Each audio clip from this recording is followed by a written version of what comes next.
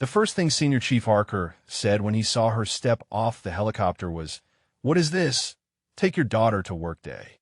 Specialist Mira Okonkwo stood 5 feet tall in her boots, 98 pounds with her rifle in pack, and looked like she should be worrying about prom dates instead of deployment rotations. She did not respond. She had learned years ago that her mouth would never win the battles her rifle could. The rotor wash whipped dust across FOB Cobra as she walked toward the waiting soldiers. Her M110 sniper rifle slung across her back, looking almost comically large against her tiny frame.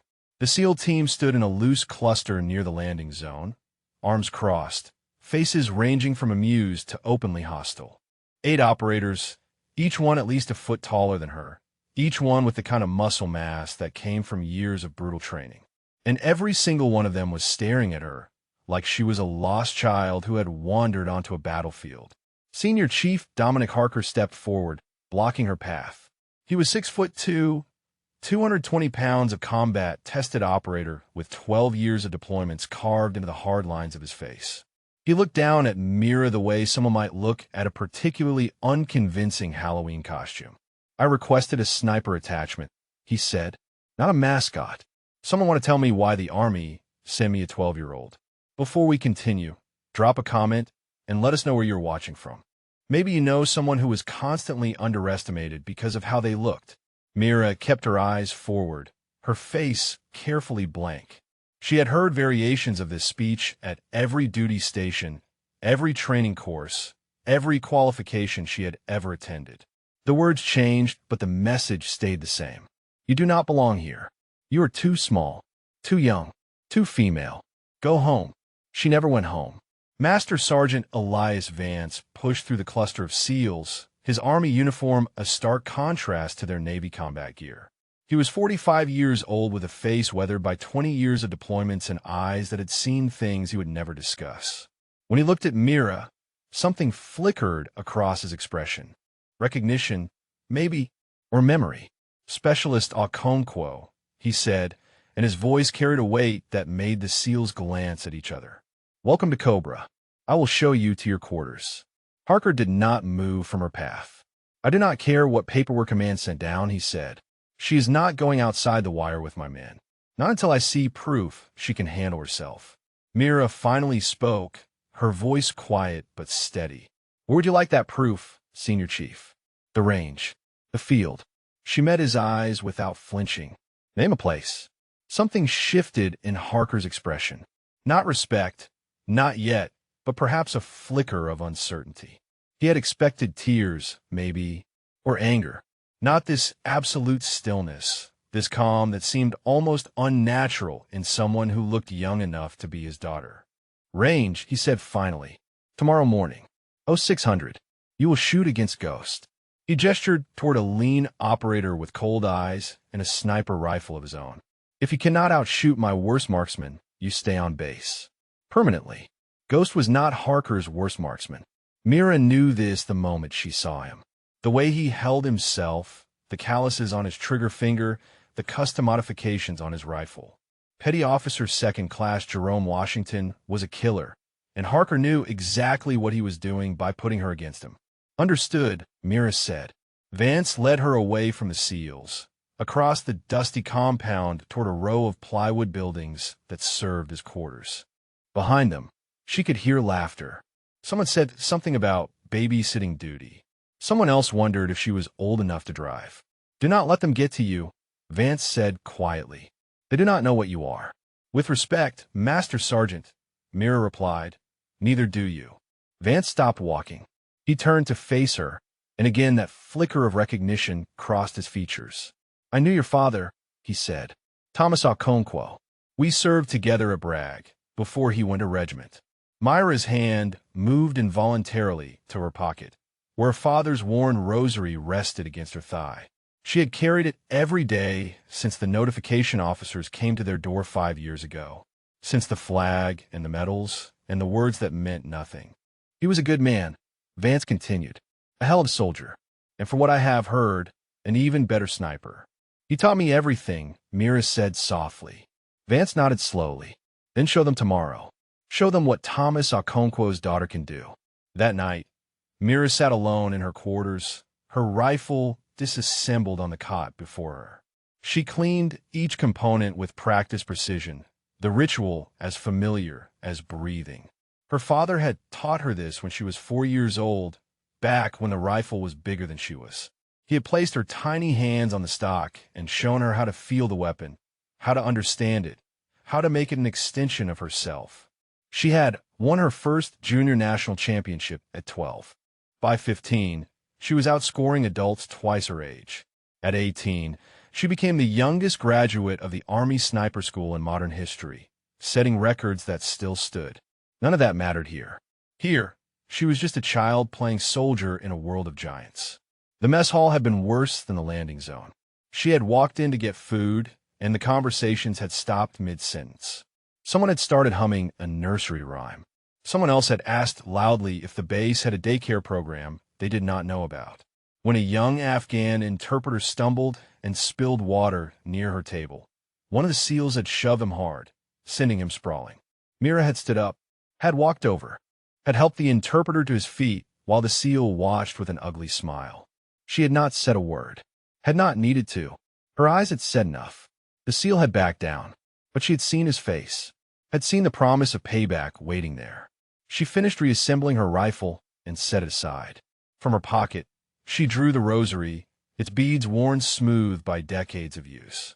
Her father's hands had held these same beads, had prayed these same prayers. In this same province, 5 years ago, before an IED had taken him from her forever. Sleep came slowly and brought no peace. At 05:30, she walked to the range in the gray pre-dawn light. Ghost was already there, his rifle set up on a bench, his expression unreadable. Harker stood nearby, with 3 other SEALs, arms crossed, waiting for the show. Mira took her position and began her preparations. She did not look at them, did not acknowledge their whispered jokes or their barely concealed smirks. She had a point to prove, and she would prove it the only way she knew how. One shot at a time. The first target was set at 800 meters. Standard qualification distance. Ghost fired first, his shot punching clean through the center of the silhouette. He cycled his bolt without looking at Mira, his expression bored. Mira settled behind her rifle. She controlled her breathing, felt her heartbeat slow, found the stillness between seconds. Her finger brushed the trigger like a lover's touch. The shot cracked across the range. Dead center. Identical to Ghost's. Harker said nothing. He gestured to one of his men, who jogged downrange to reset the targets and move them back. 1,000 meters. Ghost fired. Center mass. Mira fired. Center mass. 1,200 meters. The same. 1,500 meters. Ghost's shot drifted slightly left, still a kill, but no longer perfect. Myra's round found the exact center of the target. Ghost glanced at her for the first time. Something had changed his eyes. The boredom was gone, replaced by something that might have been curiosity. Harker's jaw tightened. He waved his hand. Further. 1,800 meters. Over a mile. The targets were barely visible now, shimmering in the heat that was already building despite the early hour. Wind had picked up, swirling unpredictably across the Afghan desert. Ghost took his time. He studied the wind, adjusted his scope, breathed through 3 cycles before firing. The round struck the target's shoulder. A wound, not a kill. The SEALs shifted uncomfortably. Ghost was their best. He did not miss. Mira did not rush. She read the wind the way her father had taught her, watching the dust, feeling the air on her skin, calculating variables that existed more in instinct than mathematics. The scope told her one thing. Her gut told her another. She trusted her gut. The rifle bucked against her shoulder.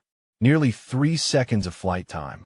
An eternity for a bullet to travel, for wind to push it off course, for gravity to drag it down. The round punched through the center of the target. Silence hung over the range. Ghost stared downrange, his face unreadable. The other SEALs exchanged glances. Harker's expression had hardened into something cold and fixed. Lucky shot, he said finally. Anyone can hit paper, specialist. Paper does not shoot back. Paper does not move. Paper does not make you watch your friends bleed out while you freeze. He stepped closer, looming over her. You want to impress me, do it in the field. Until then, you're a tourist with a rifle. He turned and walked away. The other SEALs followed, though Ghost lingered for a moment. He studied Mira with an intensity that felt like an evaluation rather than a dismissal. Where did you learn to shoot like that? He asked. My father taught me. Ghost nodded slowly. He's a sniper too. He was, Mira said, past tense, heavy with everything she did not say. Something shifted in Ghost's expression. Understanding, maybe, or recognition of shared loss. He had his own ghost, she suspected. Everyone here did. What happened to him? Myra's hand found the rosary in her pocket. IED, she said quietly.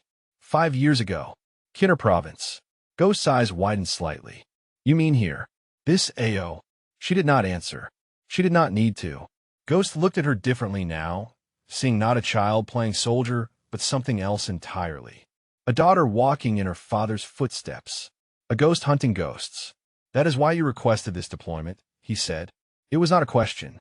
Mira began breaking down her rifle, her movements precise and mechanical. I go where the army sends me, petty officer. Ghost watched her for a long moment. Then he did something unexpected. He crouched beside her, lowering his voice so the departing SEALs could not hear. Harker lost 2 men last year, he said.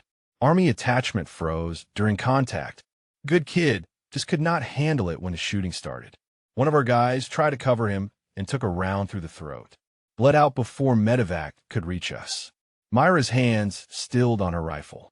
He is not trying to be cruel, Ghost continued. He is trying to protect his team. He looks at you and sees that kid. Sees another frozen soldier, another dead friend. That does not make it right, Mira said. No, Ghost agreed. It does not, but it makes it understandable. He stood, slinging his rifle over his shoulder. Prove him wrong, specialist. Not with words, with actions. He almost smiled. That shot at 1,800 meters was not luck. I have been sniping for 6 years, and I have never seen anyone red wind like that. He walked away, leaving Mira alone on the range. That evening, she found a quiet spot behind the communications building, a small patch of darkness where she could see the stars without the base lights washing them out. The Afghan sky was impossibly vast, impossibly clear, the same stars her father had watched from this same province 5 years ago. She remembered nights on the family farm in Georgia, her father pointing out constellations while her mother prepared dinner inside. He would set up targets at impossible distances, and they would shoot until the light failed. Then they would sit in the growing darkness, and he would tell her about the men he served with, the places he had been, the things he had learned about himself in the crucible of combat. You will face moments that define you, he had told her once. Moments where everything you think you know about yourself gets tested. When those moments come, do not think. Just be who you are. Your training will take over if you let it. She had been 14 when he died. Too young to really understand, old enough to feel the loss like a physical wound. Her mother had wanted her to quit shooting, to put away the rifles and the memories, and try to live a normal life. But there was no normal life for Mira. There never had been. She was her father's daughter, and his path was her path, and it had led her here, to this dusty outpost at the edge of nowhere, surrounded by men who thought she was a joke. Footsteps approached. She did not turn, recognizing the gate. Master Sergeant Vance lowered himself to the ground beside her, groaning slightly as his knees protested. Heard you made quite an impression on the range today, he said. Apparently not impressive enough. Vance chuckled softly. Harker is stubborn, but he is not stupid. He will come around. And if he does not, then you keep shooting. Keep proving yourself. That is what your father would have done. Mira looked at him. You said you served with him at Bragg. What was he like back then? Vance was quiet for a moment, his eyes distant with memory. Intense, he said finally. Focused. He had this way of looking at you like he could see straight through to your soul. Made some people uncomfortable. He smiled slightly. Made others feel like they could do anything. Mira nodded. She remembered that look. Remembered feeling invincible under its weight. He talked about you, Vance continued. All the time. Said you were the best natural shooter he had ever seen. Said you had something special, something that could not be taught. He paused. He said you would change everything if you ever got the chance. The words hit Mira harder than she expected. Her eyes burned, but she did not cry. She had not cried since the funeral. "There is something you should know," Vance said slowly. "Intelligence just identified a high-value target operating in this sector. Harker's team is being tasked with a direct action mission tomorrow night." Mira turned to look at him, and despite what he says, Vance continued, "The mission parameters require a designated marksman attachment. You're going outside the wire, specialist, whether Harker likes it or not." Something cold and sharp settled in Myra's chest. She thought of her father's rosary, the worn beads, and whispered prayers. She thought of the targets she had just destroyed on the range. Tomorrow, she would find out if she could do the same to men who shot back. The mission briefing took place in a plywood building that smelled of dust and diesel fuel. Maps covered the walls, red pins marking known enemy positions, blue pins marking friendly forces. Mira stood at the back of the room, invisible among the giants. Harker ran the briefing with cold efficiency. "Target is a mid-level Taliban commander named Farid Massoud. He has been coordinating attacks on convoys along Highway 1 for the past 3 months. Intelligence puts him at a compound in the Karangal Valley." He tapped a photograph pinned to the map, showing a bearded man with hard eyes. "We insert by hello at 2200. Move to the compound on foot, and either capture or eliminate the target." One of the SEALs raised his hand. "What about Overwatch?" Harker's jaw tightened almost imperceptibly. "We have a designated marksman attachment." He did not look at Mira. "She will be positioned on the ridge east of the compound, providing long-range support." The SEAL who had asked the question glanced back at Mira, his expression skeptical. "That ridge is 1,500 meters from the target building. 1,700 from the secondary structures." Harker finally turned his gaze to Mira. "Is that going to be a problem, specialist?" Every eye in the room shifted to her. She felt their doubt, like a physical weight, pressing down on her shoulders, try to crush her into the floor. "No, Senior Chief," she said. "It will not be a problem." Harker held her stare for a long moment. Then he turned back to the map. "Insertion is in 6 hours. Get your gear ready." The SEALs filed out, talking among themselves in low voices. Ghost paused beside Mira on his way to the door. "That ridge he is putting you on," he said quietly, "is exposed. No cover. If things go sideways, you will be alone up there with nowhere to hide." "I know." Ghost studied her face. "He is setting you up to fail. You understand that, right? If you cannot deliver from that position, you will have all the excuse he needs to send you back to Bagram." "Then I will deliver," Mira said simply. Ghost shook his head slowly, something like admiration flickering in his eyes. "You really are not afraid, are you?" "Fear is a luxury, Specialist Okonkwo. My father used to say that. I have not had time for luxury since I was 14. She walked out before Ghost could respond. The hours before the mission passed in tense silence. Mira checked her equipment 3 times, then checked it again. Rifle, scope, ammunition, radio, water, first aid kit. Everything had to be perfect. There was no room for error. She was performing her final equipment check when she noticed something wrong. Her scope's elevation turret was slightly off. The calibration marks no longer aligned properly. Someone had adjusted it. Not by much, just enough to throw off her shots at long range. Just enough to make her miss when it mattered most. Mira stared at the tampered scope for a long moment. She thought about reporting it, about confronting Harker or whoever had done this. But she knew how that would play out. Accusations without proof. Her word against theirs. The crazy little girl making excuses before she even got to the field. Instead, she simply recalibrated the scope herself. She ran the adjustments 3 times to make sure they were perfect, then packed her gear and said nothing to anyone. If they wanted her to fail, they would have to try harder than that. The helicopter insertion went smoothly. They touched down in a dry riverbed 2 kilometers from the target compound. The rotor washed, kicking up clouds of dust that tasted like chalk. Mira moved with the team through the darkness, her small frame actually an advantage as she slipped through gaps in the terrain that the larger SEALs had to navigate around. Harker set a brutal pace, pushing hard through the rocky Afghan terrain. Mira kept up without complaint, her legs burning, her lungs aching in the thin mountain air. She would not give them the satisfaction of seeing her struggle. They reached the ridge at 23:30. The compound lay below them, a cluster of mud brick buildings surrounded by a low wall. Lights flickered in two of the windows. Somewhere inside, Fard Massoud was sleeping or planning or praying, unaware that death had come to his doorstep.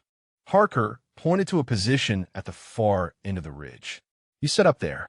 Do not fire unless I give the order, or unless you see an immediate threat to the team." He leaned close, his voice dropping to a whisper. "And try not to shoot any of my men." He moved away before she could respond. Mira made her way to the designated position and began setting up. The ridge was exactly as Ghost had described. Exposed, windswept, with nothing but loose rocks for cover. If the enemy spotted her muzzle flash, she would have nowhere to run. She pushed the thought aside and focused on her rifle. Range to primary building, 1,400 meters. Range to secondary structures, 1,600 to 1,700 meters. Wind from the southeast at 8 to 12 knots, variable. Temperature dropping as the night deepened. She settled into position and began her watch. The seals moved like shadows through the darkness below. Mira tracked them through her scope, impressed despite herself by their fluid coordination. Whatever she thought of Harker personally, he ran a tight team. They reached the compound wall without incident. Two seals boosted over, disappearing into the courtyard beyond. Radio chatter was minimal, just soft clicks indicating positions and status. Then everything went wrong. The first shots came from the north, a direction no one had been watching. Muzzle flashes lit up the darkness as a Taliban patrol stumbled directly into the SEAL position. The element of surprise evaporated in a heartbeat. "Contact north." Harker's voice crackled over the radio. "Two tangos down, more incoming." Mira swept her scope across the terrain, searching for targets. The firefight was close quarters, too close for her to engage without risking friendly fire. She watched helplessly as the SEALs fought their way toward the compound, taking fire from multiple directions. Then she saw them. 3 fighters moving along a drainage ditch to the west, flanking the SEAL position. The team was focused on the threat to the north. They did not see the men creeping up on their exposed side. Mira keyed her radio. Overwatch to actual. 3 tangos approaching from the west. Request permission to engage. Static. Harker was busy. The flanking fighters were 200 meters from the nearest SEAL and closing. She did not have time to wait. The first shot dropped the lead fighter at 1,400 meters. The second shot took the man behind him before he could react. The third fighter dove for cover, but Mira had already adjusted. The round caught him in the chest as he hit the ground. 3 shots, 3 kills, less than 4 seconds. The radio crackled to life. "Who took those shots?" Harker's voice was sharp with anger. "I do not authorize weapons free." "Overwatch," Mira responded calmly. 3 tangos eliminated. "Your western flank is clear." Silence stretched across the radio. Below, the firefight continued, but the immediate threat had been neutralized.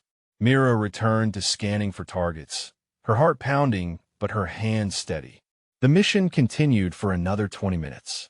Fard Massoud escaped in the chaos, slipping out a back entrance while the SEALs were engaged at the front.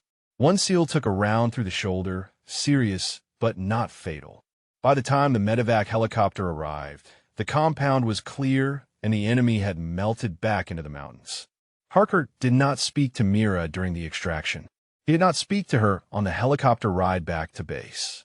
He did not speak to her as the wounded SEAL was rushed to the medical station. But when they gathered for the debrief, his eyes found hers across the room. "You fired without authorization," he said flatly. "I eliminated a threat to your team. You could have hit one of my men." "I did not." Harker stepped closer, his voice dropping to a dangerous growl. "This is not a game, specialist. You do not get to make calls like that on your own. You follow orders or you go home." Mira met his gaze without flinching. "With respect, Senior Chief, if I had waited for orders, 2 of your men would be dead right now." She let that hang in the air. "I did my job. I will keep doing my job, and I will not apologize for saving lives." She turned and walked out, leaving Harker staring after her. Ghost caught up with her outside. He fell in a step beside her, quiet for a long moment. "Those shots you took," he said finally. 1,400 meters, moving targets at night. "I have never seen anything like it." Mira said nothing. "He will come around," Ghost continued. "He is angry because you were right, and he knows it. Give him time." "I do not need him to like me," Mira replied. "I just need him to let me do my job." She walked away into the darkness, her father's rosary pressed tight against her palm. 2 days passed without a word from Harker. Mira was not invited to team meetings. She was not included in planning sessions. She ate alone in the mess hall while the SEALs laughed and joked at their own tables, occasionally glancing her way with expressions that ranged from dismissive to openly hostile.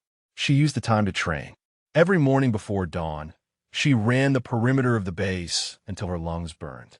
Every afternoon, she practiced on the range until her shoulder ached from recoil. Every evening, she studied maps of the surrounding terrain, memorizing every ridge and valley and potential sniper position within 20 kilometers. If they wanted to freeze her out, fine. She would be ready when they needed her again. On the third day, Chief Warrant Officer Renata Sadowski found her cleaning her rifle behind the communications building. Sadowski was 38 years old, an Army intelligence officer with sharp eyes and a no-nonsense demeanor. She was also one of only 3 women on the entire base. "Mind if I sit?" she asked. Mira shrugged. "It is a free country, or at least it is supposed to be." Sadowski lowered herself to the ground, stretching her legs out with a sigh. "I heard about what happened on the Massoud mission. 3 confirmed kills at 1,400 meters at night with no friendly casualties." Mira continued cleaning her rifle. "And yet here I am, scrubbing carbon instead of doing my job." "Welcome to the club," Sadowski said dryly. "You think the SEALs are bad. Try being a female intelligence officer telling infantry commanders that their plans are flawed. Half of them look at you like you just crawled out of sewer." Mira glanced at her. "How do you handle it?" "Same way you do, I imagine. I do my job better than anyone else can. Eventually, the results speak louder than the prejudice." She paused. "It helps to have allies, though. People who see your value, even when others refuse to." Mira thought of Ghost, of Vance. Maybe she was not as alone as she felt. "There is something else," Sadowski continued, her voice dropping. "We have new intelligence on a high-value target. Someone much bigger than Fard Massoud." Myra's hands stilled on her rifle. "His name is Haji Nazir."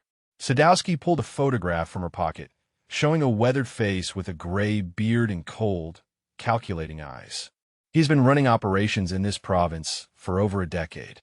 Bombings, ambushes, assassinations. He is responsible for the deaths of dozens of coalition soldiers." Mira stared at the photograph. Something cold settled in her chest, a sensation she could not quite name. The face was unfamiliar, but the name triggered a distant memory. A fragment of conversation overheard at her father's funeral, a name spoken in hushed, angry tones by men in uniform who had served with him. "Why are you telling me this?" she asked carefully. "Because Harker's team is going to be tasked with finding him, and because I think you deserve to know what you are getting into." Sadowski studied Myra's face. "You reacted to that name. Why?"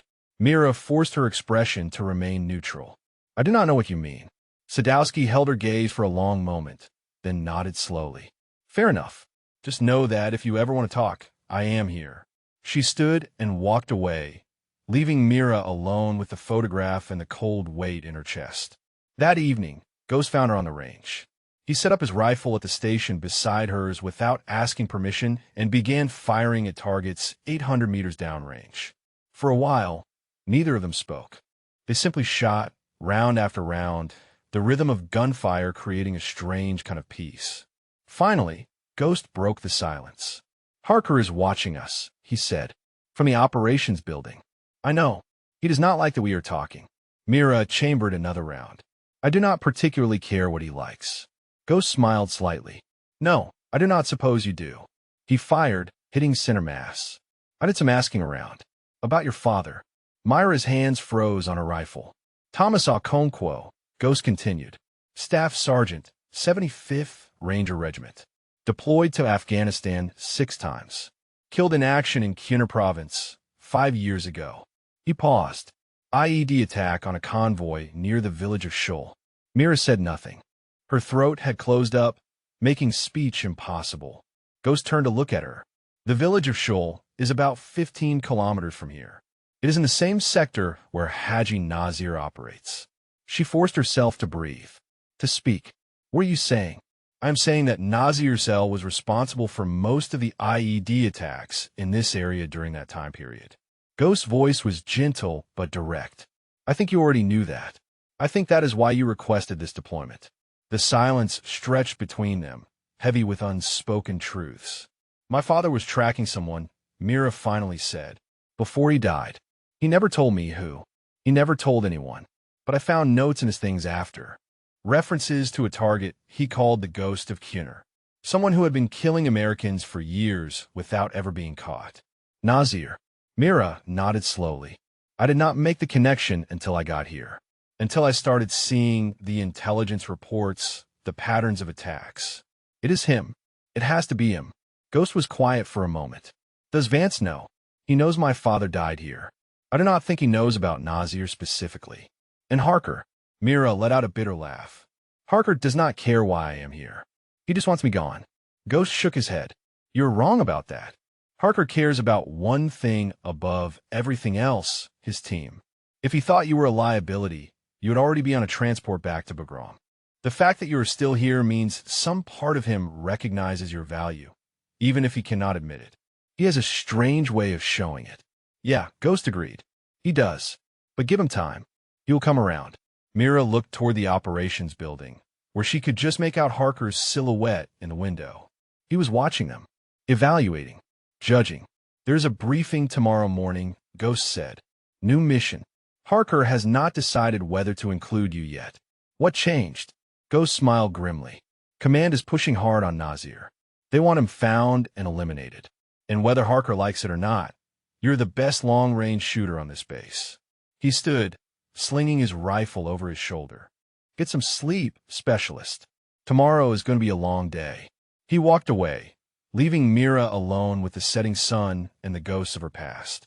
That night, she dreamed of her father. They were on the farm in Georgia, shooting at targets in the fading light. He was laughing at something she had said, his face young and unlined and full of life.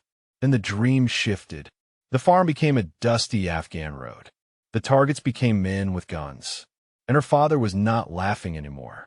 He was looking at her with sad, knowing eyes. Finish what I started, he said. Promise me. She woke with tears on her cheeks and his name on her lips. The morning briefing confirmed everything Ghost had said. The target was Haji Nazir. The mission was reconnaissance and potential direct action. And despite Harker's obvious reluctance, Myra's name was on the roster. She was going after the man who had killed her father. One way or another, this would end. Vance was waiting for her outside the briefing room. His face was grave, his eyes searching hers with an intensity that made her stomach tighten.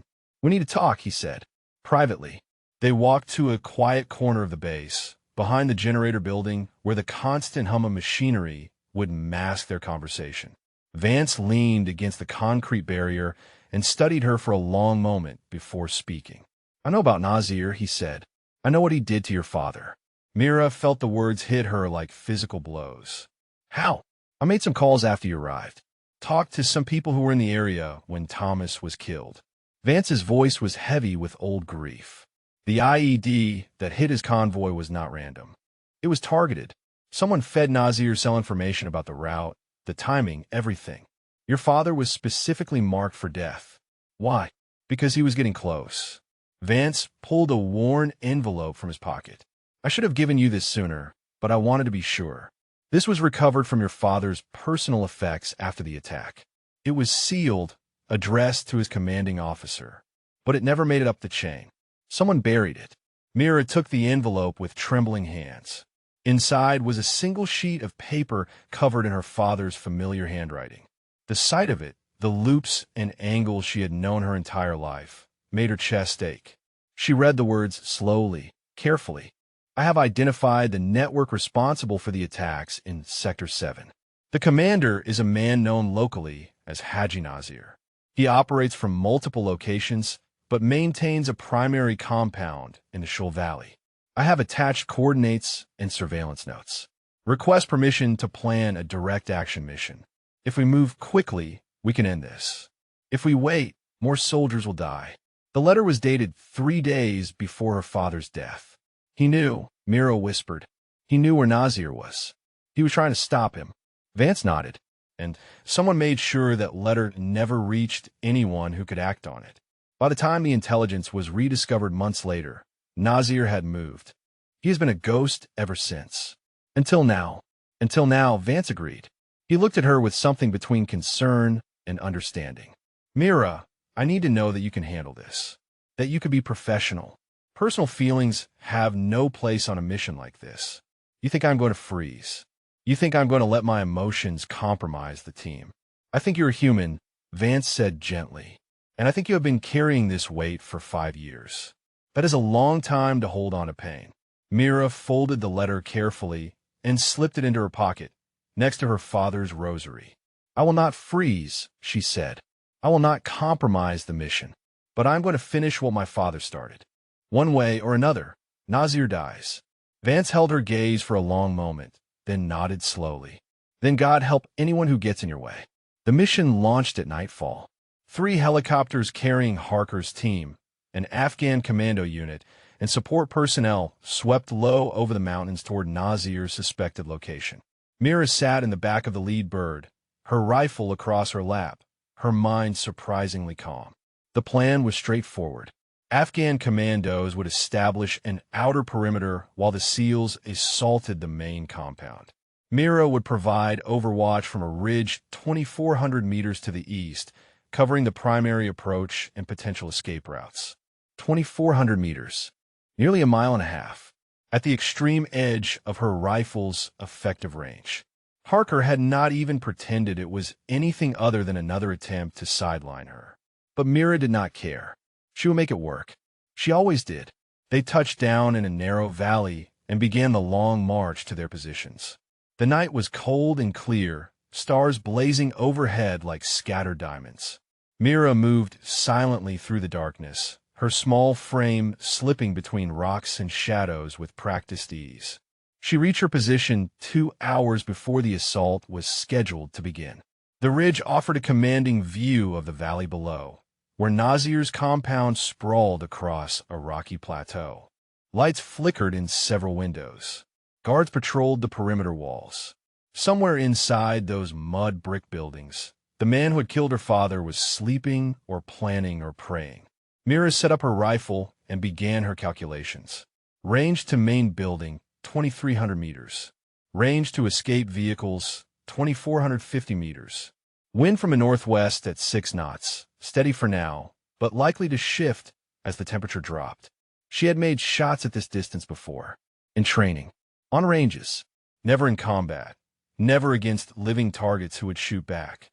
There was a first time for everything. The radio crackled softly. All elements in position. Commence operation on my mark. Mira pressed her eye to the scope and watched the shadows begin to move. The first sign of trouble came from the north. Muzzle flashes lit up the darkness 200 meters from the Afghan commando position. Someone was shooting at forces that should not have been detected yet.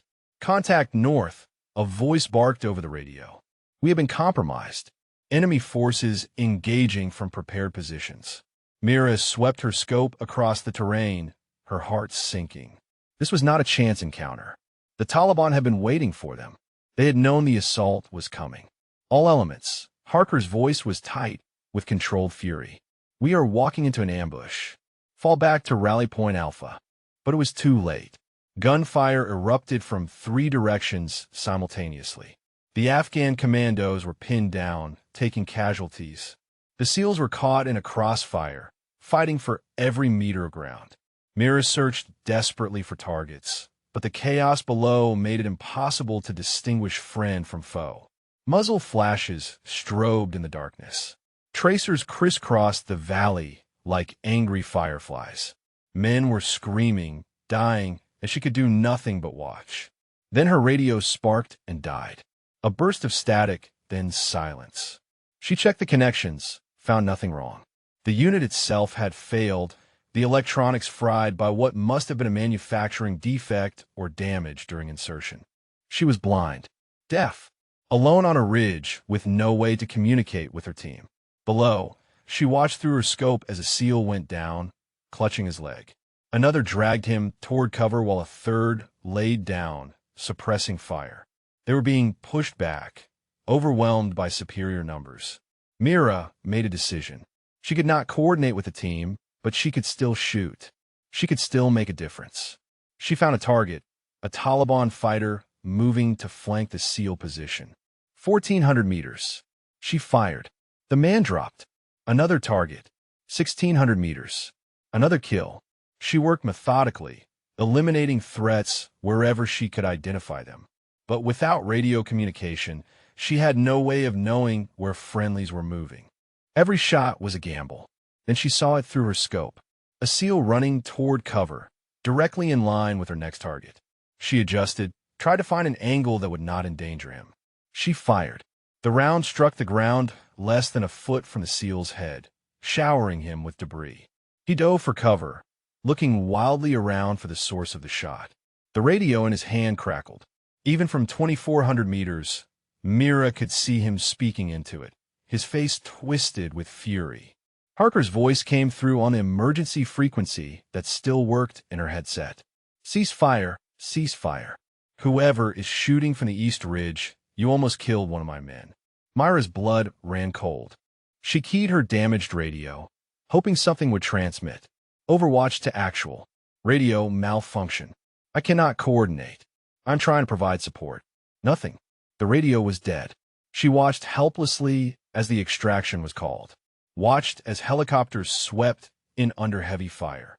Watched as wounded men were loaded aboard while others provided covering fire.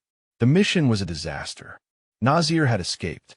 One SEAL was critically wounded, and Mira had nearly killed a friendly. She made her way down from the ridge alone, arriving at the extraction point just as the last helicopter was loading. Harker stood at the ramp, his face a mask of cold fury. You, he said, pointing at her. You almost killed my man. My radio malfunctioned. I was trying to help. Help. Harker stepped closer, towering over her. You call that help? We walked into an ambush, and you were up there shooting blind. He shook his head in disgust. I knew you would get someone killed. I knew it from the moment I saw you step off that helicopter. He turned and climbed aboard, leaving her standing in the rotor wash. Ghost appeared beside her. He did not speak, just put a hand on her shoulder and guided her onto the helicopter. The flight back to base was silent. No one looked at her. No one spoke to her. When they landed, Mira walked to her quarters alone. She sat on her cot, her father's letter in one hand and his rosary in the other. Nazir was still out there. Her father's killer was still breathing, still planning, still murdering. And she had failed. The tears came then, hot and bitter, soaking into the worn beads of the rosary. For the first time since she was 14 years old, Mira Okonkwo allowed herself to cry. The next morning, Mira was summoned to the operations building. She walked across the base with her head high, ignoring the stares and whispers that followed her. The story of the near-miss had spread through the FOB like wildfire. She was no longer just a little girl playing soldier. Now she was the little girl who almost killed a SEAL. Harker was waiting inside, along with Vance and the base commander, an army colonel with tired eyes and a stack of paperwork on his desk. Specialist Okonkwo, the colonel began. There have been serious concerns raised about your performance on last night's operation. Sir, my radio malfunctioned. I was attempting to provide support without communication capabilities. It was not ideal, but I made the best decisions I could with the information I had. You nearly killed one of our operators. Harker cut in. His voice was flat, controlled, but his eyes burned with barely contained fury. An inch to the left, and Petty Officer Reeves would be dead right now. An inch to the left, and 2 Taliban fighters would have flanked his position and killed him anyway, Mira replied. I was not shooting randomly. I was eliminating threats. The colonel raised his hand, silencing them both. Regardless of intentions, the result is that we have a failed mission, a critically wounded operator, and serious questions about coordination and judgment. He looked at Mira with something that might have been sympathy. Senior Chief Harker has requested that you be reassigned to Bagram, pending a formal review. The words hit Mira like a punch to the gut. Reassigned. Sent away. Removed from a fight before she could finish what her father started. Sir, she began. However, the colonel continued, that decision is being delayed pending new intelligence developments. He glanced at Harker. Chief Warrant Officer Sadowski has information that may be relevant to this discussion. The door opened and Sadowski entered, her face grim. She carried a folder marked classified in red letters. We have identified the source of the intelligence leak, she said without preamble. The ambush last night was not bad luck. Someone told Nazir we were coming. Mira felt the blood drain from her face. She already knew what Sadowski was going to say. The leak came from one of our Afghan interpreters, Sadowski continued. A young man named Farouk. He has been passing information to Nazir's network for at least 3 months. Farouk, the interpreter Mira had helped in the mess hall on her first day. The young man she had defended from the SEAL's harassment. Her act of kindness had been repaid with betrayal. He was arrested 2 hours ago, Sadowski said.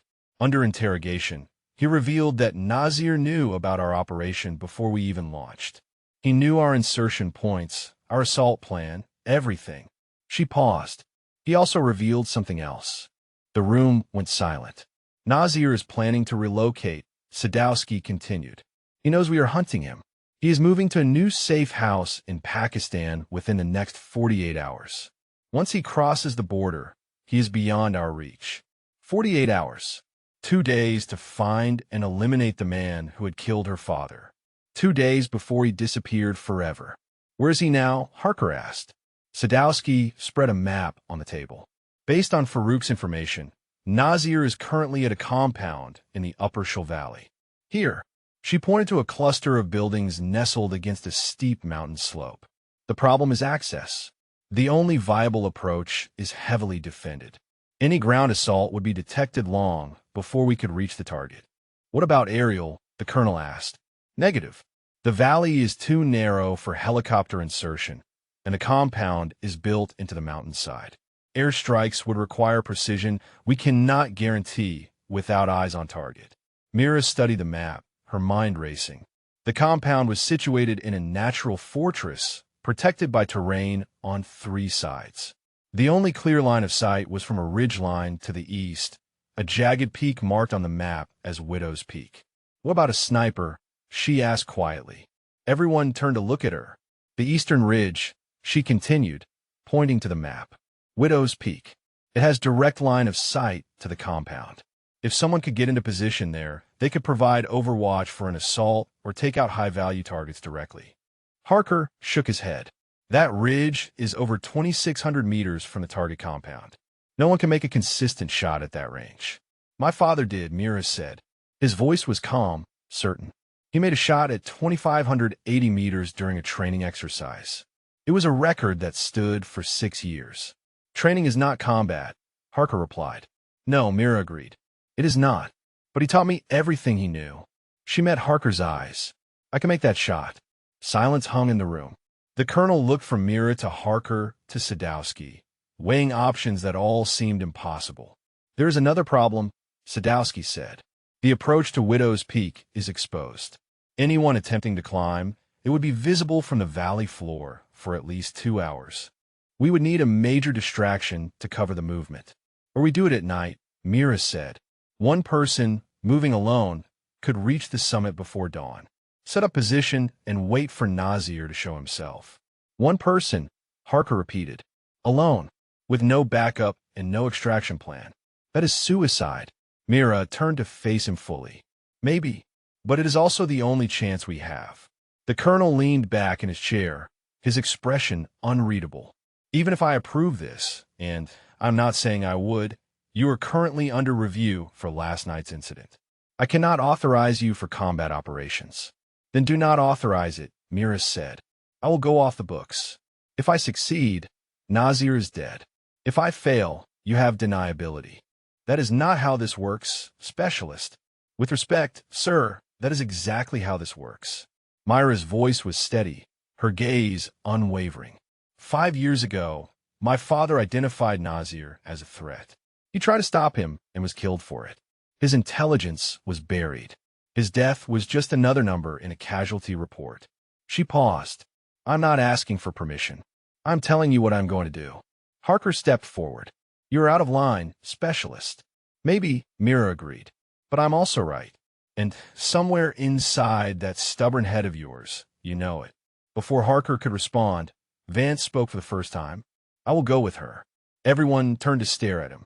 Not to the peak, Vance clarified. But I can provide support from a secondary position. Coordinate communications. Arrange extraction if things go sideways. He looked at Mira. Thomas Okonkwo was my friend. If his daughter is going to finish what he started, she is not doing it completely alone. The colonel was quiet for a long moment. Then he sighed and rubbed his temples. This conversation never happened, he said finally. Whatever you do in the next 48 hours is entirely unofficial. If you succeed, we will figure out how to explain it later. If you fail, I never heard of any of this. He stood and walked out of the room without looking back. Sadowski handed Mira the folder. Everything I have on Nazir's compound. Guard rotations, building layouts, probable locations within the structure. She hesitated, then added, I lost my brother to an IED. Different war, same enemy. Make this count. She left, leaving Mira alone with Harker and Vance. Harker stared at her for a long moment. Then he shook his head slowly. You are either the bravest soldier I have ever met or the craziest. He moved toward the door. If you survive this, we're going to have a long conversation about chain of command. Looking forward to it, Senior Chief. He paused at the threshold. Ghost was right about you. You really are not afraid of anything. He disappeared into the sunlight, leaving Mira with Vance and the map and the impossible task ahead. 2,600 meters. The man who killed her father. And 48 hours to end it all. Mira touched the rosary in her pocket. I'm coming, Dad, she whispered. One way or another, I'm going to finish this. Mira spent the afternoon preparing. She stripped her rifle down to its individual components, inspecting each piece for the slightest imperfection. She cleaned the barrel until the rifling gleamed. She checked her scope calibration 4 times, adjusting for the extreme range she would be shooting at. Every detail mattered. At 2,600 meters, the smallest error would mean the difference between success and failure. Vance found her in the armory, surrounded by ammunition and equipment. You should eat something, he said. You have not had a meal since yesterday. Not hungry. He sat down across from her, watching as she carefully loaded rounds into magazines. Each bullet was inspected, weighed, measured. Only the most perfect specimens made the cut. Thomas used to do the same thing, Vance said quietly. Before a mission, he would disappear into himself, become completely focused on the task ahead. Nothing else existed. Mira paused, a round held between her fingers. Did it scare you, watching him like that? Sometimes, Vance admitted, there was an intensity to him that could be unsettling, like he was already somewhere else, already living in the moment of the shot. He smiled slightly, but also made him the best. When Thomas Okonkwo pulled a trigger, whatever he was aiming at died. She resumed, loading the magazine. He wrote about that in his journal, about finding the stillness, the place where everything else falls away. You have his journal. Mira nodded. My mother gave it to me after he died. She thought it might help me understand him better. She paused. It just made me miss him more. Vance was quiet for a moment. Then he reached into his pocket and pulled out a small, worn notebook. I have been holding on to this for 5 years, he said. I was not sure if I should give it to you. Was not sure if you were ready. Mira took the notebook, her heart suddenly pounding. The cover was stained with dust and something darker that might have been blood. Inside, the pages were filled with her father's handwriting. This was recovered from his personal effects, Vance explained. After the attack, it is his operational journal from his last deployment. His notes on Nazir, his surveillance observations, everything he learned before he died. Mira opened the notebook with trembling hands. The first pages were standard mission logs, observations about terrain and enemy movements. But as she flipped deeper, the entries became more focused, more obsessive. Target identified as Haji Nazir, 1 entry red. Confirmed responsible for 17 IED attacks in Sector 7. Operates through network of informants and local sympathizers. Extremely cautious. Never stays in one location more than 72 hours. Will require precision strike to eliminate. She turned more pages. Her father's frustration bled through the words. Request for action denied. Intelligence questioned by higher command. Bureaucratic delays while soldiers kept dying. Then she found the final entry, dated 3 days before his death. I know where he will be. Compound in Shoal Valley, coordinates attached. Window of opportunity is small. If we do not act now, he will disappear again. I have requested permission for direct action. Waiting for approval. If something happens to me before authorization comes through, someone needs to finish this. Nazir cannot be allowed to keep killing. He has to be stopped, no matter the cost. Below the entry, in smaller handwriting, her father had added one more line. If you are reading this and I am gone, know that I tried. Know that I love my family more than anything. And know that some fights are worth dying for. Mira closed the notebook. Her eyes burned, but no tears came. She had cried herself out the night before. Now, there was only clarity, only purpose. He knew, she said softly. He knew he might not come back. He was a soldier, Vance replied. We all know that possibility exists. But Thomas believed in what he was doing. He believed that stopping Nazir was worth the risk. It was, Mira said, and it still is. She tucked the notebook into her pack alongside her father's rosary. 2 pieces of him, traveling with her into the darkness. That evening, Ghost appeared at her door. I heard about your plan, he said. The whole base is talking about it. The little girl who is going to climb Widow's Peak and shoot a ghost. News travels fast. Ghost leaned against the doorframe. Harker is telling everyone you are crazy, that you will get yourself killed and accomplish nothing. Probably, Mira agreed. But I'm going anyway. I know. Ghost studied her face. That is why I came. Not to talk you out of it. Just to say that you have proved something to me. Most people spend their whole careers trying to be half the soldier you already are. Mira looked at him in surprise. That is not what I expected you to say. What did you expect? Another lecture about chain of command. Another warning about knowing my place. Ghost shook his head. You want to know what I think your place is? He stepped closer. Your place is exactly where you're putting yourself. Behind that rifle, doing what no one else can do. He paused. Your father would be proud of you. I do not know him, but I know that much. Mira felt something loosen in her chest. A knot of tension she had been carrying for days. Thank you, she said quietly. Do not thank me yet. Ghost's expression turned serious. Thank me when you come back alive. He turned to leave, then stopped. One more thing. If you make it to the top of that ridge and you get a shot at Nazir, do not hesitate. Do not think about your father or revenge or any of that. Just shoot. Let everything else fall away. Find the stillness, Mira said. Exactly. Ghost nodded once, then disappeared into the night. Mira finished her preparations alone. She loaded her pack with only the essentials. Rifle, ammunition, water, first aid kit. No food. She would not be up there long enough to need it. Either she made the shot and extracted, or she did not make it at all.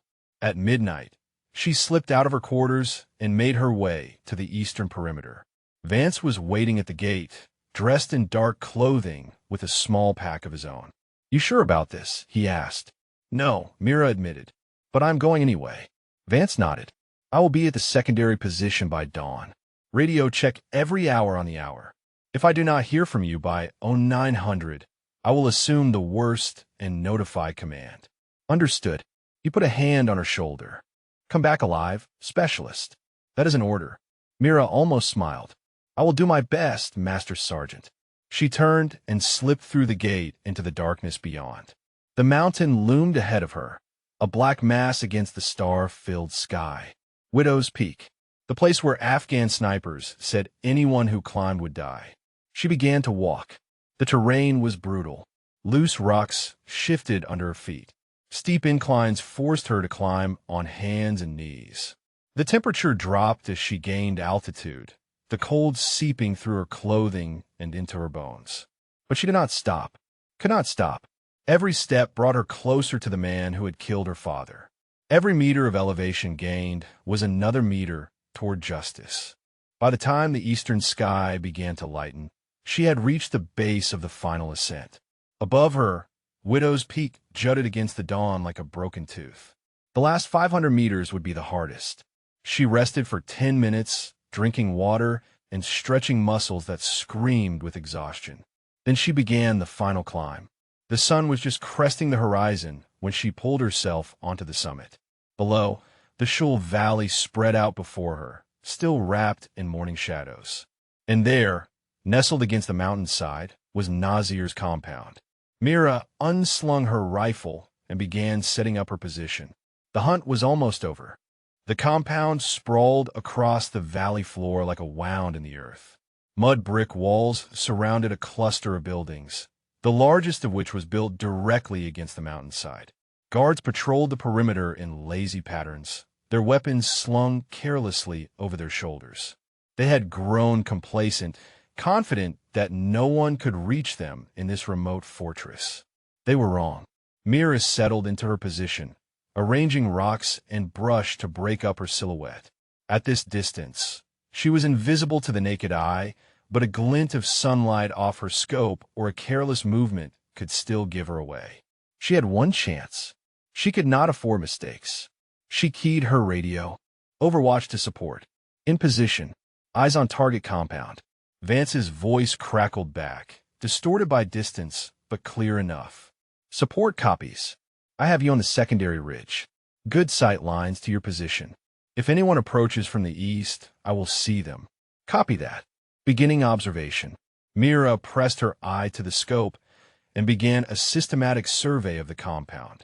She counted guards, noted their positions and rotation patterns, identified potential escape routes and choke points. Her father's journal had included detailed notes on Nazir's security protocols. So far, everything matched, but there was no sign of Nazir himself. The morning stretched into afternoon. The sun climbed higher, beating down on her exposed position with merciless intensity. Sweat soaked through her clothing. Her muscles cramped from holding the same position for hours. Dehydration began to fog her thoughts. She did not move, did not drink, did not allow herself any comfort that might compromise her concealment.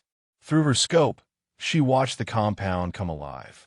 Fighters emerged from buildings, gathering in small groups to talk and smoke. Vehicles came and went through the main gate. Women in burqas carried water and food between structures. Still no Nazir. At 1400 hours, her radio crackled. Support to Overwatch. I'm picking up chatter on local frequencies. Something about a convoy approaching from the north. Mira adjusted her scope, scanning the road that wound through the valley. Dust clouds rose in the distance, marking the approach of multiple vehicles. I see them, she reported. For vehicles. Technicals with mounted weapons. Possible VIP transport in the middle. The convoy grew larger as it approached, resolving into distinct shapes. 3 pickup trucks with heavy machine guns mounted in the beds, surrounding a white SUV with tinted windows. The formation screamed importance. Myra's heart rate increased.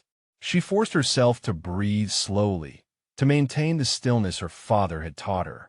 The convoy reached the compound gates and stopped. Guards rushed to open the barrier. Fighters emerged from buildings, lining up in what almost looked like a receiving line. Someone important was arriving. The SUV's doors opened. 2 bodyguards stepped out first, scanning the compound with professional vigilance. Then a third figure emerged from the back seat. Gray beard, weathered face, cold, calculating eyes. Haji Nazir. Myra's finger found the trigger. Her crosshairs settled on his chest. 2,600 meters. A shot she had never made in combat. A shot that would avenge her father and end a monster. She began her calculations. Wind from the northwest at 4 knots, lighter than yesterday. Temperature rising, which would affect bullet trajectory. Altitude difference between her position and the target, significant. Her father's voice echoed in her memory. At extreme range, you're not shooting at where the target is. You're shooting at where the target will be when the bullet arrives. You have to see the future. She adjusted her aim, compensating for all the variables. The crosshairs drifted above and to the left of Nazir's position. To an untrained eye, she was aiming at nothing, but she could see the invisible path the bullet would travel, could feel in her bones. One shot, one chance. Her finger tightened on the trigger. Then Nazir moved. He turned and walked toward the main building, surrounded by bodyguards. Within seconds, he disappeared inside. Mira exhaled slowly, releasing the tension in her trigger finger. The moment had passed. She would have to wait for another opportunity. The afternoon crawled by. The sun began its descent toward the western peaks, casting long shadows across the valley. Mira remained motionless, her eye pressed to the scope, watching the compound for any sign of her target. Her radio crackled. "Support to Overwatch. We have a problem. Go ahead. I am picking up military radio traffic. American frequencies. Someone is searching for unauthorized personnel east of the wire." Myra's blood went cold. Harker. He had reported her absence, and now search teams were being dispatched. "How much time do I have?" "Unknown. But if they triangulate your radio signal, they will find you within the hour. Then I will have to work fast." She turned her attention back to the compound, scanning frantically for any sign of Nazir. The sun continued to sink. Shadows lengthened. Soon it would be too dark to shoot. Then she saw movement at the main building. The door opened. Bodyguards emerged first, scanning the courtyard. And behind them, Nazir himself. He was walking toward one of the vehicles, preparing to leave. Mira had seconds. She found her aim, made her calculations, adjusted for the dying light and the shifting wind. Her crosshairs settled on empty air above and to the left of her target. "Find the stillness," she whispered. "Let everything else fall away." Her heartbeat slowed. The world contracted to a single point of focus. There was nothing but the rifle, the scope, and the man who had killed her father. She squeezed the trigger. The rifle kicked against her shoulder. The report echoed across the mountains. 2,600 meters away, the bullet began its journey. For seconds of flight time, an eternity for a projectile traveling faster than sound. Mira watched through her scope, not breathing, not blinking. The round struck the door of the SUV, 6 inches from Nazir's head. Mississippi Nazir threw himself to the ground. Bodyguards swarmed around him. Fighters throughout the compound grabbed their weapons and began scanning the mountainsides. And on Widow's Peak, Mira Okonkwo felt her heart stop. She had missed. At the moment that mattered most, she had failed. Below, chaos erupted. Men shouted and pointed. Some began running toward the eastern ridge. Others fired blindly into the mountains. They knew where she was. Or, at least, they knew the general direction. And they were coming. Mira had a choice. She could retreat, disappear into the mountains before they reached her position, live to fight another day. Or she could stay, adjust her aim, take another shot. She thought of her father, of his journal, of the words he had written 5 years ago. Some fights are worth dying for. Mira chambered another round and settled back into position. She was not finished yet. Mira blocked out the chaos below and focused on what had gone wrong. The wind had shifted at the last moment, a gust from the east that she had not anticipated. At 2,600 meters, even a slight change in wind speed could push a bullet off target by feet rather than inches. She would not make the same mistake twice. Through her scope, she watched Nazir being dragged toward the main building by his bodyguards. He was shouting orders, pointing toward the mountains. Fighters were already piling into vehicles, preparing to hunt her down. She had minutes at most, but Nazir was still exposed, still visible, still within range. Mira adjusted her aim, compensating for the wind shift. Her calculations ran through her mind like a prayer, the mathematics of death that her father had drilled into her since childhood. Distance, elevation, temperature, humidity, wind speed and direction, bullet drop, Coriolis effect, 2,600 meters. For 0.2 seconds of flight time, a target moving unpredictably through a crowd of bodyguards. Impossible. Except nothing was impossible. Not for Thomas Okonkwo's daughter. She found her aim and squeezed the trigger. The round streaked across the valley and struck a bodyguard in the chest, dropping him instantly. Nazir disappeared behind a wall of bodies as his men shielded him with their own flesh. Mira cursed silently and chambered another round. The fighters were getting organized now. Two technicals roared out of the compound gate, heading toward the base of Widow's Peak. On foot, it would take them 30 minutes to reach her position. In vehicles, maybe 15. She did not have 15 minutes. Through her scope, she saw Nazir break from the crowd and sprint toward the main building. She tracked him, leading his movement, calculating where he would be when the bullet arrived. She fired.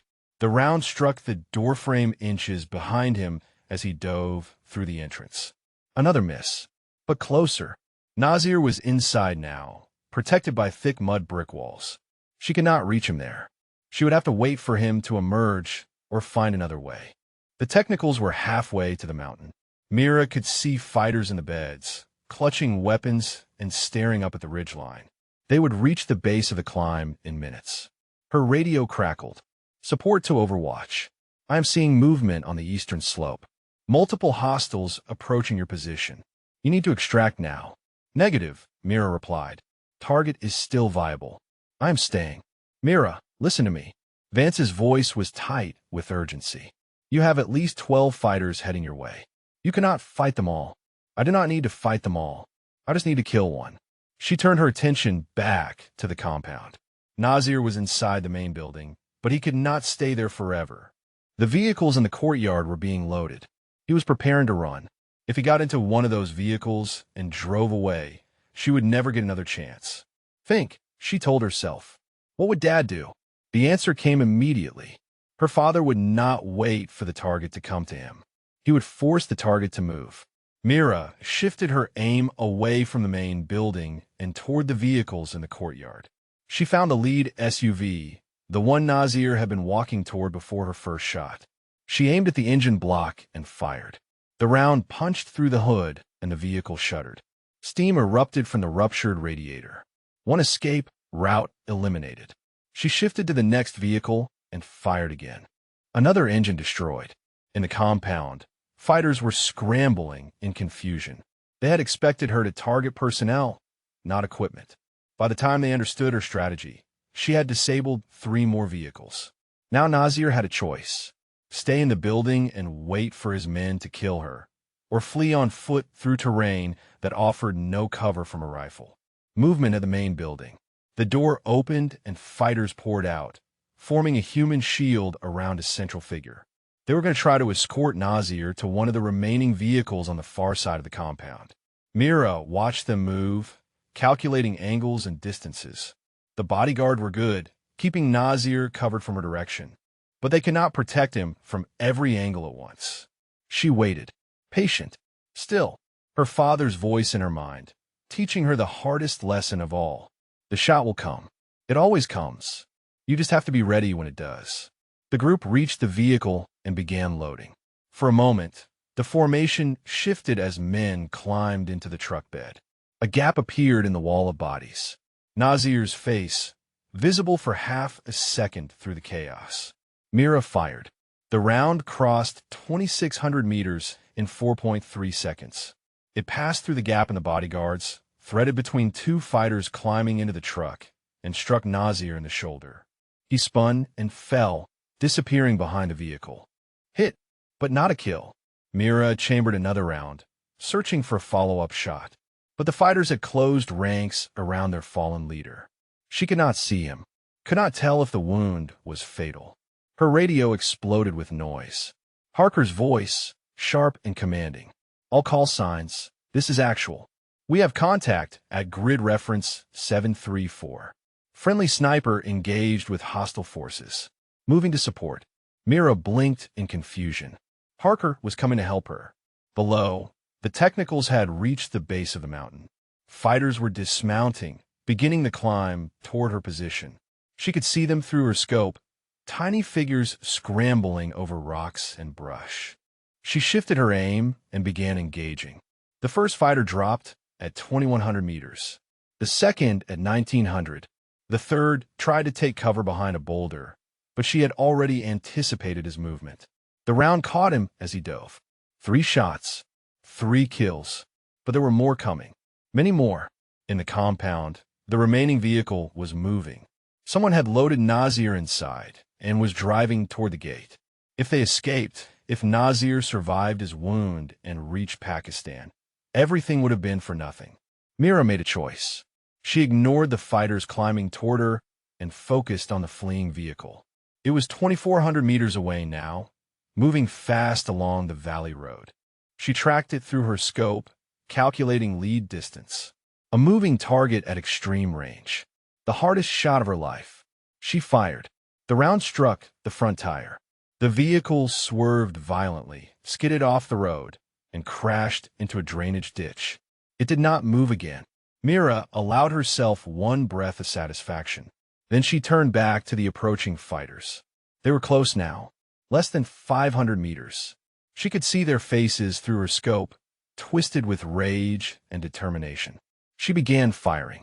Methodical, precise, each shot finding its target. But there were too many of them, and they were getting closer. Her magazine ran dry. She reached for another, fingers fumbling with exhaustion and adrenaline. The fighters were 300 meters away now, close enough to hear their shouts echoing off the rocks. Then she heard something else. Helicopter rotors.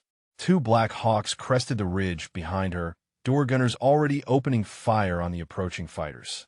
The enemy scattered, seeking cover as heavy machine gun rounds tore through their ranks. Harker's voice came over the radio. Overwatch, this is actual.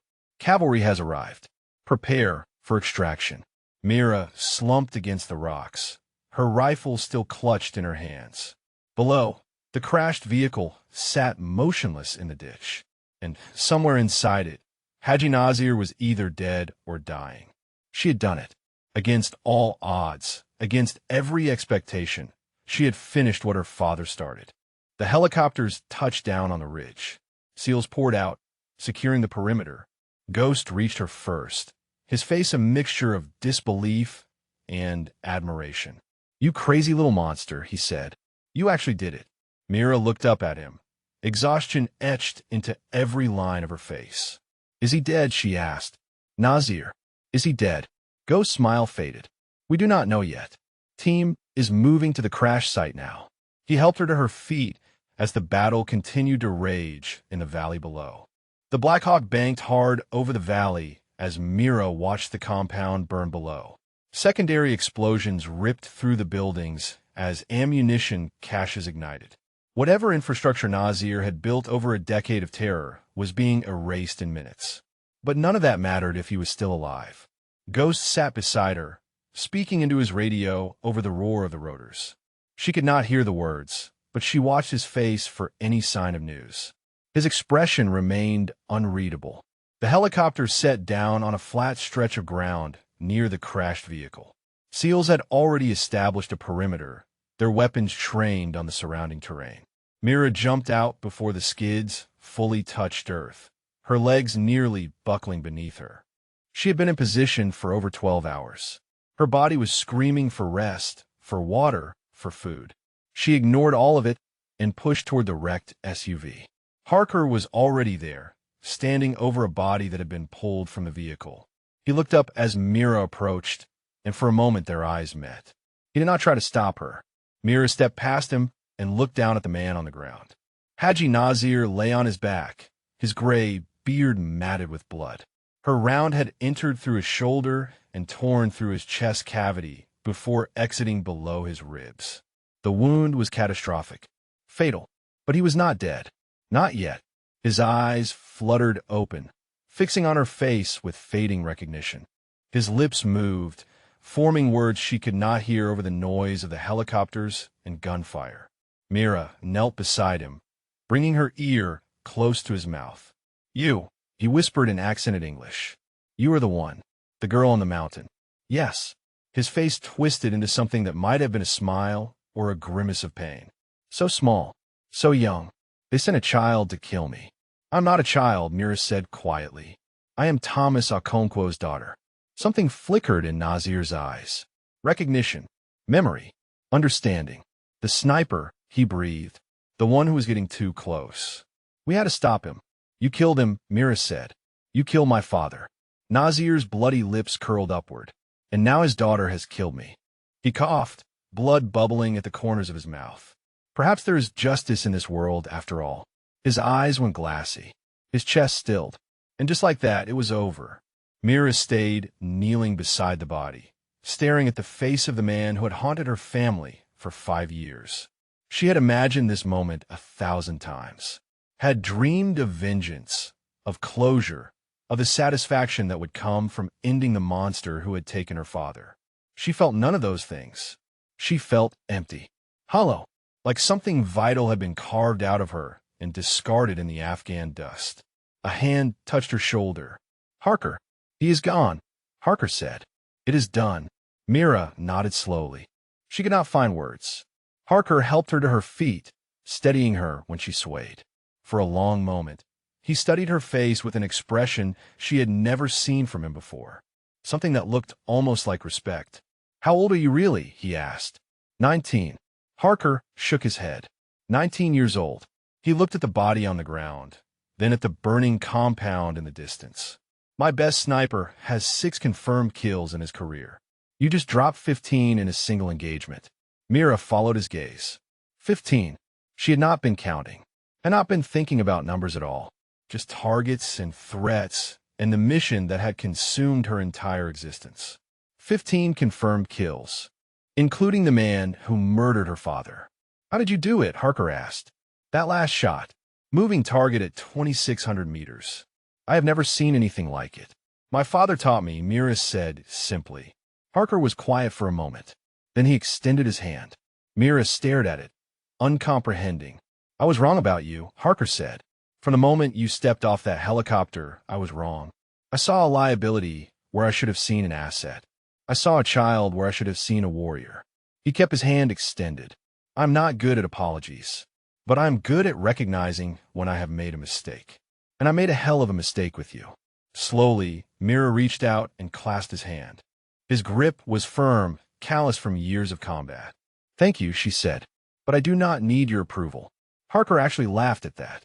A short, surprised bark of genuine amusement. No, he agreed. You do not.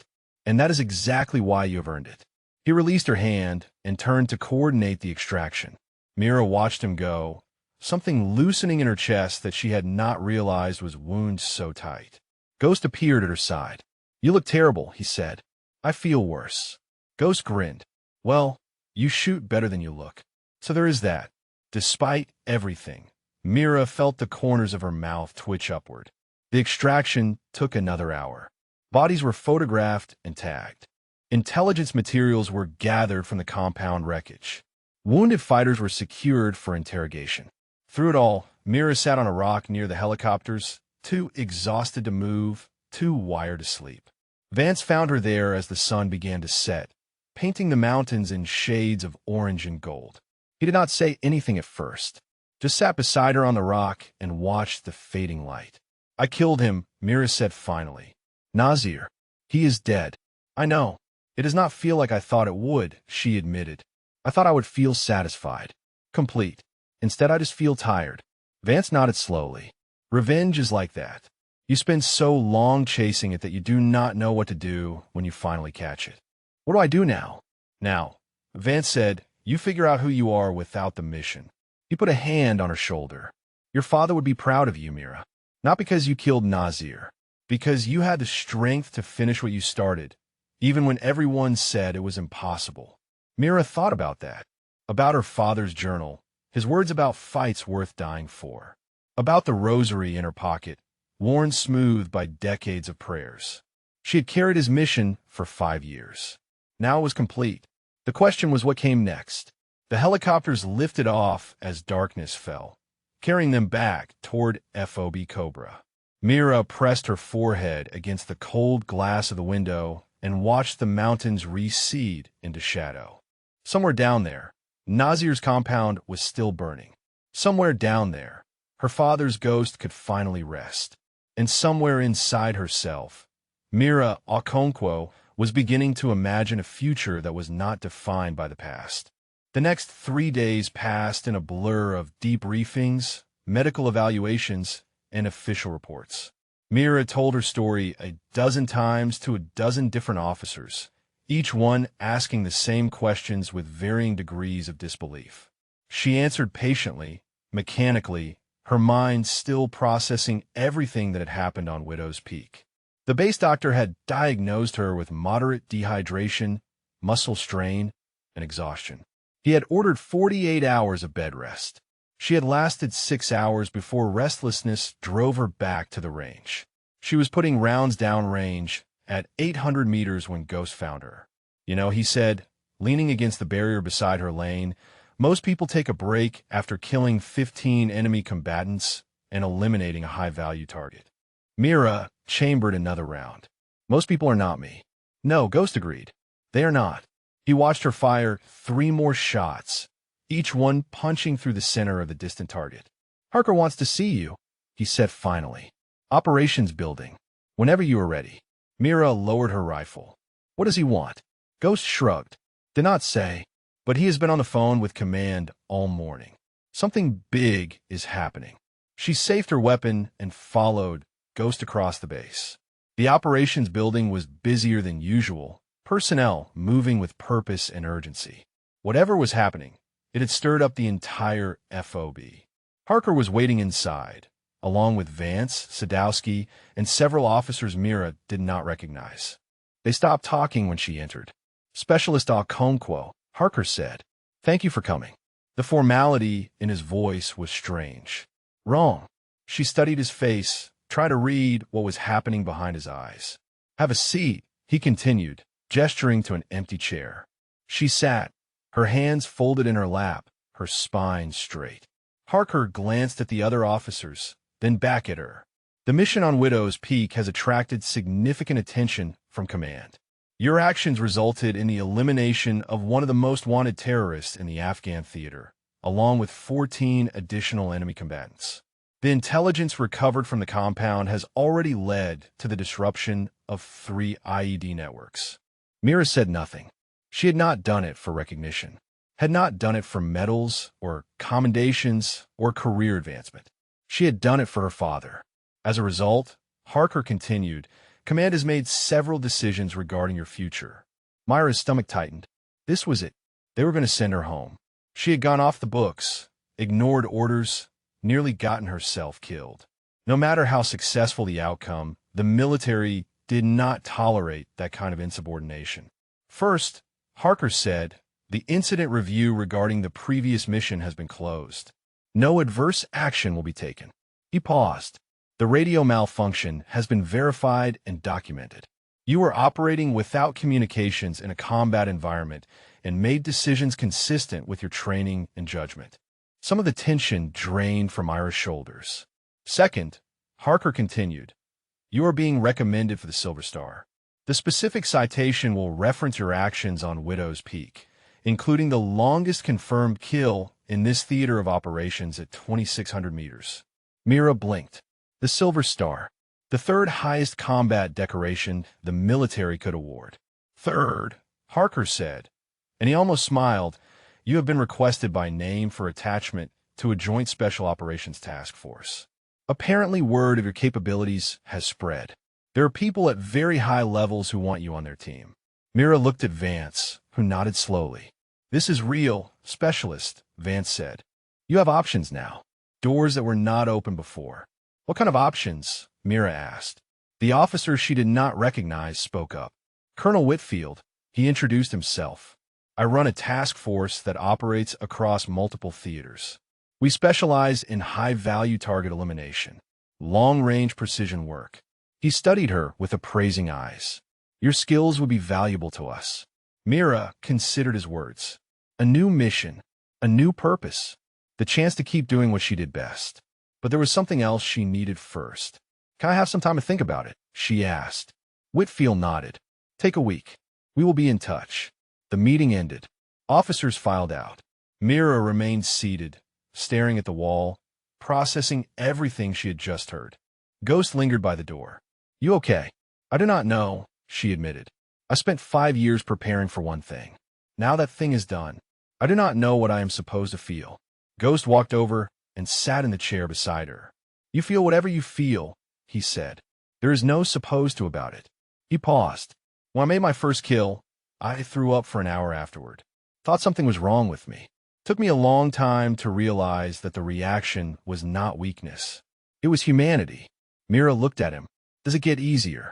The killing part, yes. The living with it part. Ghost shrugged.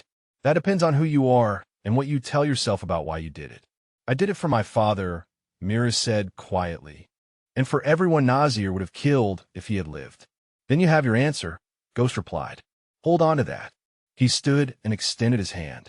She took it, and he pulled her to her feet. Come on, he said. The team is having a thing in the mess hall. Nothing official.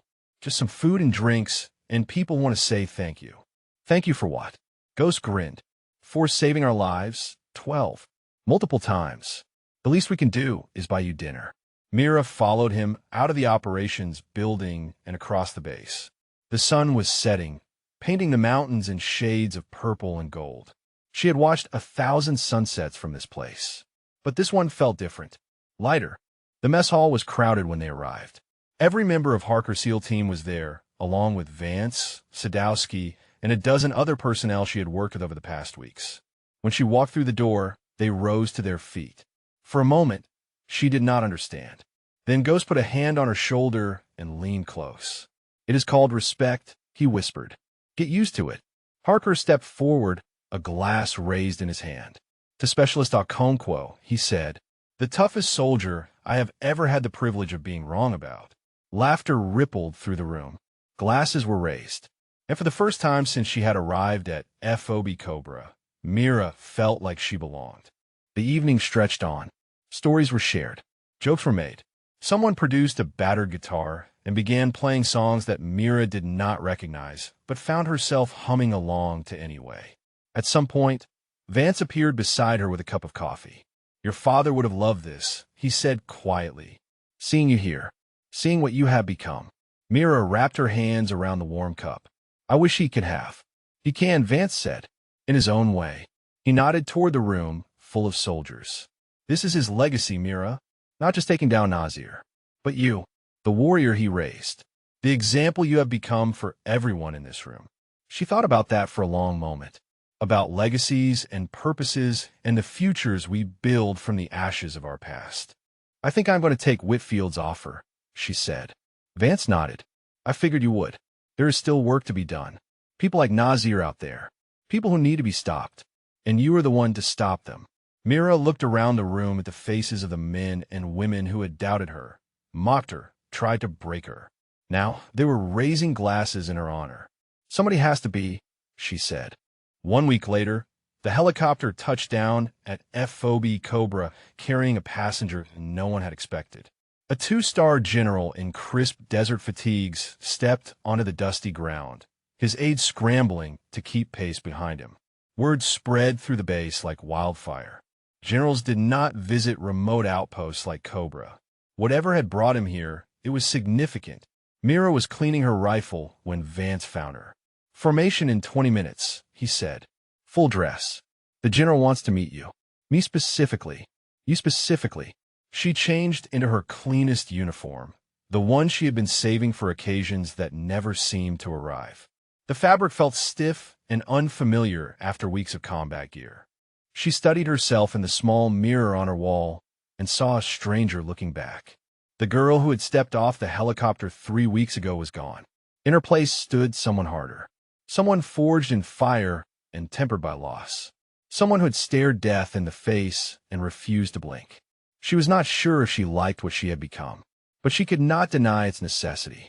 The formation assembled in the main courtyard. Every soldier on base stood at attention, arranged in neat rows beneath the Afghan sun. At the front, a small platform had been erected, flanked by American flags that snapped in the mountain wind. General Harrison stood on the platform, his silver stars gleaming.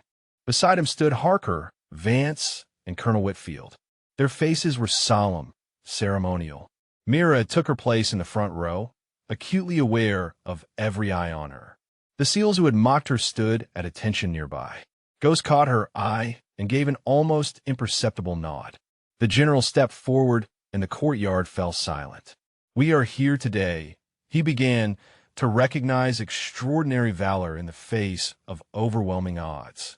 To honor a soldier who demonstrated courage, skill, and dedication far beyond what could reasonably be expected." He paused, letting the words settle over the assembled troops.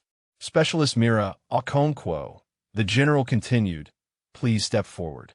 Mira walked to the platform, her boots crunching on the gravel. Each step felt like a mile. Each heartbeat thundered in her ears. She climbed the steps and stood before the general, her eyes fixed straight ahead. The citation was read aloud. Every detail of the Widow's Peak mission laid bare for all to hear. The impossible climb, the hours of patient observation, the shots at ranges that should not have been possible, the 15 enemy combatants eliminated, the high-value target neutralized. The general lifted a medal from a velvet case held by his aide. The Silver Star, its ribbon bright against the desert backdrop. "For gallantry in action against an enemy of the United States," the general said, demonstrating extraordinary heroism and complete disregard for personal safety. Specialist Mira Okonkwo is awarded the Silver Star. He pinned the medal to her chest. The weight of it was slight, barely noticeable, but what it represented was immeasurable. The general leaned close. 2,600 meters, he said quietly. "That is the longest confirmed kill in this theater. You have set a record that may never be broken." "I was just finishing what my father started, sir," Mira replied. The general pulled back slightly, studying her face. "Thomas Okonkwo was your father?" "Yes, sir. I knew him," the general said. "We served together at Benning years ago. Good soldier. Better man." He paused. "He will be proud of you, specialist. Prouder than you can possibly imagine." The words hit Mira like a physical blow. Her eyes burned, but she refused to let the tears fall. "Not here. Not in front of everyone." "Thank you, sir," she managed. The general stepped back and addressed the formation. "Let this stand as an example," he said, his voice carrying across the courtyard. "The size of the soldier does not determine the size of the fight. What matters is the heart, the will, the refusal to quit when everything says you should." He looked directly at Mira. "Specialist Okonkwo embodies everything we aspire to be. I am honored to have presented her with this award." The formation was dismissed. Soldiers crowded around Mira, offering congratulations and handshakes. She accepted them numbly, still processing everything that had happened. Eventually the crowd thinned. Mira slipped away from the courtyard and made her way to the quietest corner of the base. The memorial wall, rows of names etched into metal plates. Soldiers who had given everything in this distant land. Her eyes found the one she was looking for. Staff Sergeant Thomas Okonkwo, killed in action, Kina Province. She touched the letters, feeling the grooves beneath her fingertips. The metal was warm from the sun. "I finished it, Dad," she whispered. "He cannot hurt anyone else." She reached into her pocket and withdrew the rosary. The beads were worn smooth by decades of prayers, first her father's and then her own. She had carried it through every moment of this deployment, through the mockery and the doubt and the impossible climb up Widow's Peak. Now was time to let it go. She placed the rosary at the base of the memorial, nestling it against the wall where it would rest with the other offerings left by grieving families. "I love you," she said. "I will make you proud. Every day for the rest of my life." She stayed there for a long time, watching the shadows lengthen as the sun began its descent. Footsteps approached. Ghost, keeping a respectful distance. "Transport leaves in an hour," he said quietly. "Whitfield wants you at Bagram by tonight." Mira nodded, but did not turn around. "I will be ready." Ghost hesitated. "You can be okay." She thought about the question, about everything she had lost and everything she had gained, about the father who had shaped her and the future that awaited. "Yes," she said finally, "I think I am." Ghost left her alone with her thoughts. An hour later, Mira stood at the landing zone with her pack slung over her shoulder. The helicopter that would carry her to Bagram, and from there to whatever came next, was warming up on the pad. Harker appeared beside her. 12, he said. She looked up at him. "Senior Chief." He extended his hand. "It has been an honor." She took it. Likewise. He held her grip for a moment longer than necessary. If you ever need anything, he said, you know where to find us. I appreciate that. He released her hand and stepped back. Now get out of here before I say something sentimental. Mira almost smiled. Would not want that. She turned and walked toward the helicopter. Halfway there, she paused and looked back. The base sprawled behind her, dusty and utilitarian and utterly transformed by what had happened here. The SEALs who had laughed at her now stood watching her departure with something like reverence. The officers who had doubted her now spoke her name with respect. And somewhere, in whatever place awaited beyond this life, she knew her father was smiling. If this story moved you, share your thoughts about your favorite moment or character, or tell us about someone you know who was underestimated because of how they looked and proved everyone wrong. Mira climbed into the helicopter and took her seat. Through the window, she watched FOB Cobra shrink into the distance as the aircraft gained altitude. She was 19 years old. She had 15 confirmed kills and a silver star. She had avenged her father and proven every doubter wrong. And she was just getting started. The helicopter banked toward Bagram, carrying her toward a future she could not yet imagine. Behind her, the mountains of Afghanistan stood eternal and indifferent, keeping their secrets as they had for thousands of years. But they would remember her. They would all remember her. The girl they called 12. The sniper from Widow's Peak. Thomas Okonkwo's daughter. Mira Okonkwo closed her eyes and let the rhythm of the rotors carry her home.